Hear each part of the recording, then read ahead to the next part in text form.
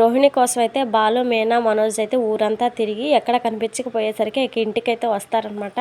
ఇక ఇంటికి వచ్చి బాలు అయితే ఇవాళ ట్రిప్పు నీ వల్లే అనవసరంగా మిస్ అయిందిరా, కానీ ఎక్కడా దొరకలేదు, ఏ పని పాట లేనోడా, 40 లక్షలు మింగినోడా, పార్కులో పడుకునేవాడా అని చెప్పేసి బాలు అయితే మనోజ్ తిడుతూ ఉండగానే ఇంక అప్పుడే అక్కడికైతే రోహిణి వచ్చి కాపండి అని చెప్పేసి గట్టిగా అరుస్తుంది అనమాట. ఇక రోహిణిని చూసి బాలు, మీనాతో పాటు మనోజ్ కూడా ఒక్కసారిగా షాక్ అయిపోతాడు. ఇక వెంటనే బాలు అయితే అయ్యో అయ్యో, ఇంట్లో ఉన్న మనిషిని ఇంట్లో వెతకుండా మమ్మల్ని ఊరంతా తిప్పుతావురా అని చెప్పేసి అంటాడనమాట. ఇక వెంటనే ప్రభావతి రోహిణి వచ్చేసింది అని చెప్పేలోపే నువ్వే గోలగోల చేసావని చెప్పేసి బాలుని అయితే తిడతదనమాట. ఇక రోహిణిని చూడగానే మనోజ్ అయితే చాలా హ్యాపీగా ఫీల్ అయ్యి ఎమోషనల్ అయిపోతాడనమాట. నువ్వు ఇక్కడ రావేమోనని భయపడ్డానని చెప్పేసి అంటూ ఉంటాడు. నువ్వు చేసిన పనికి రాకూడదనే అనుకున్నాను, కానీ నాకు ఇక్కడ దిక్కెవరున్నారు, ఎవరికి వెళ్ళి చెప్పుకోవాలి, అత్తయ్య మావయ్యలే నాకు అన్నీ, అందుకే తిరిగి వచ్చానని చెప్పేసి అంటదనమాట. ఇక వెంటనే బాలు ఏరా నా వల్లే నీ భార్య ఇంట్లోంచి వెళ్ళిపోయిందని అన్నావుగా, మరి ఇప్పుడు ఏమంటావు అని చెప్పేసి మనోజ్ని అయితే అంటూ ఉంటాడనమాట. ఇక రోహిణి అయితే ఇంకా చాలు ఆపండి, నా భర్తని మీరు చాలా అన్నారు, నా భర్తను తక్కువ చేసి మాట్లాడడానికి వీల్లేదు, నా భర్తని అడిగే హక్కు కానీ అనే హక్కు కానీ మీకు లేదని చెప్పేసి వార్నింగ్ అయితే వస్తుంది అనమాట. మీ భర్త నిన్నే కాదు ఇంట్లో అందరినీ మోసం చేశాడు, అలాంటప్పుడు అనే హక్కు ఎందుకు ఉండదని చెప్పేసి మీనా అయితే అంటదనమాట. ఇక వెంటనే ప్రభావతి ఏంటే మండుతున్న పొయ్యిలో పెట్రోల్ పోసేందుకు చూస్తున్నావా అని చెప్పేసి మీనా మీద అయితే కోప్పడుతుందన్నమాట.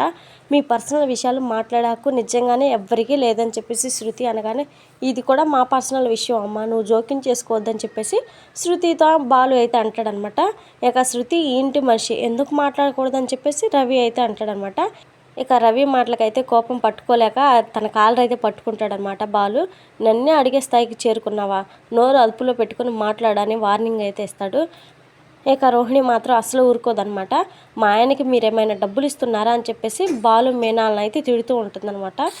ఇక మీనా అయితే అసలు ఊరుకోదనమాట. ఇచ్చేవాళ్ళు జేబులన్నీ నింపి బాగానే పంపిస్తున్నారులే అని చెప్పేసి ప్రభావతిని ఇండైరెక్ట్గా అంటదనమాట. ఇక మనోజ్కి నేను డబ్బులు ఇస్తున్నానా, ఎవరు చెప్పారా నీకు, నువ్వు చూసావని చెప్పేసి ప్రభావతి అయితే కోపంగా అంటదనమాట. మొన్న ఈయన ఇంటి ఖర్చుల కోసం అని చెప్పి డబ్బులు ఇస్తే అందులో నుంచి డబ్బులు మనోజ్ తీసుకోలేదా అని చెప్పేసి మీనా అయితే అడుగుతుంది. అందరూ కలిసి నా భర్తనే పదే పదే అంటే నేను అసలు ఊరుకోనని చెప్పేసి మీనా కూడా అంటదనమాట. ఇక బాలు అయితే రవి మనోజ్ చేసిన వాళ్ళు చేసిన మిస్టేక్లన్నీ చెప్తూ ఉంటాడు. రూల్స్ మాట్లాడితే మిమ్మల్ని ఇంట్లో కూడా ఉండనివ్వనని చెప్పేసి శృతితో అంటాడనమాట. ఇక వెంటనే రోహిణి మా ఆయన్ని కానీ నన్ను కానీ తక్కువ చేసి మాట్లాడితే మేము కూడా ఇంట్లో ఉండవు అని చెప్పేసి రోహిణి అయితే అనగానే అమ్మ పాలరమ్మ ఆ శుభ సమయం కోసమే ఎదురు చూస్తున్నా అని చెప్పేసి బాలు అయితే అంటాడనమాట. ఇక వెంటనే సత్యం అయితే బాలుని అయితే తిడతాడనమాట. అది కాదు నాన్న, మనోజ్ తప్పు చేసినా ఒప్పు చేసినా పాలారమ్మ ఇంటి మనిషి, తను కనపడకపోతే నేను ఎంత వెతికాను, అది ఎందుకు ఏమకు అర్థం కావట్లేదని చెప్పేసి బాలు అయితే అంటాడనమాట.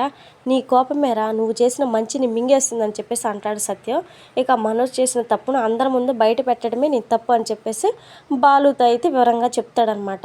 ఇదిరా నువ్వు చేసిన తప్పు అని చెప్పేసి, ఇక నుంచి మనోజ్ జోలికి వెళ్ళొద్దు అని చెప్పేసి నాకు ప్రామిస్ చేయని చెప్పేసి అంటాడనమాట. ఇంకా తండ్రి మాటకి సరేనని చెప్పేసి వాడి జోలు నేను బాగునని చెప్పేసి అంటాడు. ఇక రోహిణితో కూడా అమ్మ ఇంకోసారి ఇలా ఇంట్లోంచి చెప్పా పెట్టకుండా వెళ్ళొద్దని చెప్పేసి చెప్పగానే సరే మావయ్య గారు అని చెప్పేసి అంటదనమాట. ఇక రోహిణి అయితే ఏడుస్తూ గదిలోకి అయితే వెళ్ళిపోతుందనమాట. ఇక వెళ్ళురా వెళ్ళి బతిమాడు అని చెప్పేసి మనోజ్ని అయితే ప్రభావతి అయితే ఇంట్లోకి వెళ్ళమని పంపిస్తుంది అనమాట. రోహిణి అయితే గదిలో ఏడుస్తూ ఉంటుంది అనమాట. ఇక మనోజ్ అయితే మోకాళ్ళ మీద కూర్చొని నన్ను క్షమించు రోహిణి, సారీ రోహిణి, ఇంకెప్పుడు ఇలా చేయను ప్లీజ్ అని చెప్పేసి అంటూ ఉంటాడనమాట. ఇక రోహిణి అయితే లే ఇక్కడ కూర్చో అని చెప్పేసి పక్కనే కూర్చోబెట్టుకొని అలా వెళ్ళడం నాకు మాత్రమే ఇష్టమా, కానీ ఎందుకు వెళ్ళానో చెప్పు అంటుందన్నమాట. సారీ రోహిణి, నువ్వు బాధపడతావనే నిజం దాచాను, అంతేకాని నిన్ను మోసం చేయాలని కాదు, ఇంకోసారి నన్ను వదిలి వెళ్ళనని చెప్పేసి చెప్పు అని చెప్పేసి అనగానే నేను నిన్నే నమ్ముకొని ఇక్కడికి వచ్చాను, నువ్వు అబద్ధం చెప్పేసరికి నేను తట్టుకోలేక కోప్పడ్డాను, ఈ జాబ్ సంగతి అప్పుడే చెప్తే ఏదో ఒక పరిష్కారం వెతికే వాళ్ళం కదా, ప్రేమ కంటే నమ్మకం చాలా బలమైంది, ఒక్కసారి నమ్మకం కోల్పోతే తిరిగి సంపాదించడం చాలా కష్టం అని చెప్పేసి అనగానే నేను ఎంత పెద్ద తప్పు చేసినా నాకు అర్థమైంది, ఇంకెప్పుడు నువ్వు నాపై పెట్టుకున్న నమ్మకాన్ని నేను పోగొట్టుకోనని చెప్పేసి రోహిణికి అయితే మాటిస్తాడనమాట మనోజ్. నేను కూడా అంత సీరియస్ అవ్వకుండా ఉండాల్సింది మనోజ్, ఎందుకో నువ్వు అబద్ధం చెప్పావన్నదే నేను తీసుకోలేకపోతున్నాను, నీకు జాబ్ ఉందా లేదా అన్నది నాకు మ్యాటర్ కాదు, నాతో నువ్వు ఏ నిజం దాయకుండా ఉండడమే నాకు ముఖ్యం, అలా నువ్వు ప్రతిదీ దాస్తే నమ్మకం ఎక్కడి నుంచి వస్తుంది చెప్పు, ప్రేమ కంటే నమ్మకం చాలా బలమైంది, ఒక బంధం స్ట్రాంగ్గా ఉండాలంటే వాళ్ళ మధ్య నమ్మకం అంతే స్ట్రాంగ్గా ఉండాలి.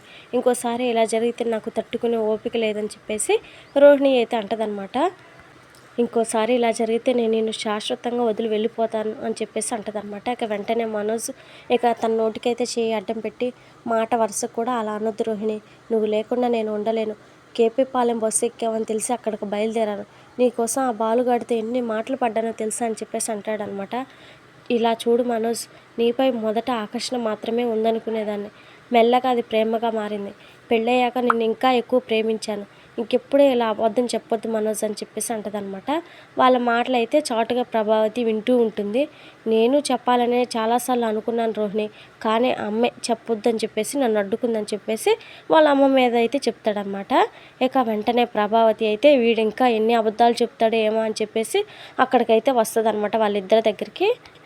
రోహిణి బాధపడొద్దమ్మా, ఏదైనా జాబ్ వచ్చాక చెప్పొచ్చులే అని చెప్పేసి నేనే వాడిని ఆపానమ్మా అని చెప్పేసి చెప్తూ ఉంటుందన్నమాట.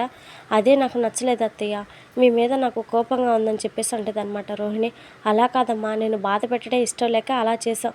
మళ్ళీ జాబ్ తెచ్చుకుంటాడులేమ్మా, మీరిద్దరూ ఇలా సంతోషంగా ఉండాలి అని చెప్పి ప్రభావతి అయితే రోహిణితో అంటూ ఉంటుందన్నమాట. ఆ బాలు మనోజ్ నన్ను అవమానించడం నాకు అస్సలు నచ్చలేదు అంటే అని చెప్పేసి రోహిణి అనగానే, వాడు పనికిమాలిన వెధవమ్మ, వాడి మాటలు అస్సలు పట్టించుకోవద్దు. మీనానే ఇలాంటి గొడవలు చేయమని బాలుని రెచ్చగొడుతుంది. మనోజ్కి జాబ్ లేదనే విషయం తెలిస్తే ఆ బాలు ఎంత రచ్చ చేస్తాడా అని ఇన్నాళ్ళు చెప్పలేదు, కానీ నిన్ను మోసం చేయాలని కాదమ్మా అని చెప్పేసి ప్రభావతి అయితే అంటదనమాట. అయినా ఆ బాలు మీనా సంగతి నేను చూసుకుంటాలే, మీరిద్దరు చాలా హ్యాపీగా ఉండాలి అని చెప్పేసి అంటూ ఉంటుంది. రేపే ఒక మంచి జాబ్ చూసుకొని నిన్ను గర్వపడేలా చేస్తానని చెప్పేసి రోహిణికి అయితే మాటిస్తాడనమాట మనోజు. తర్వాత సీన్లో బాలు మీనాలు అయితే మాట్లాడుకుంటూ ఉంటారన్నమాట. మా నాన్నను మోసం చేసిన వాడి మీద నాకు చాలా కోపం ఉందని చెప్పేసి అనగానే, మనోజ్కి జాబ్ లేదనే సంగతి తెలిసి నాన్న ఎంత బాధపడి ఉంటాడని చెప్పేసి బాలు అయితే అంటూ ఉంటాడనమాట.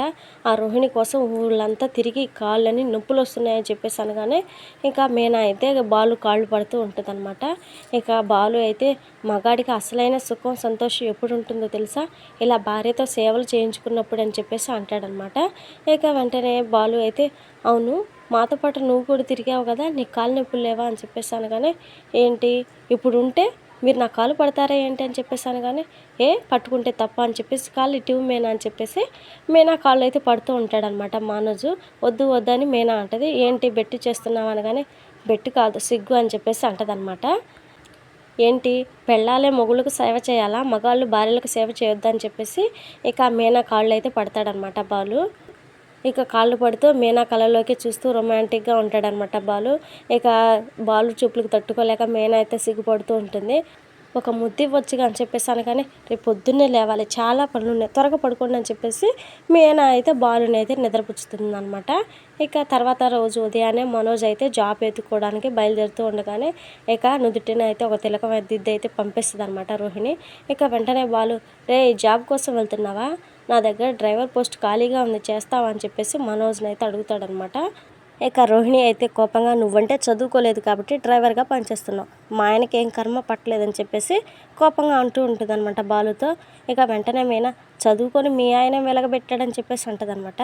నీకేమైంది ఈ మధ్య శివంగలా అరుస్తున్నావు అని చెప్పేసి మీనాను అయితే అరుస్తూ ఉంటుందన్నమాట ప్రభావతి.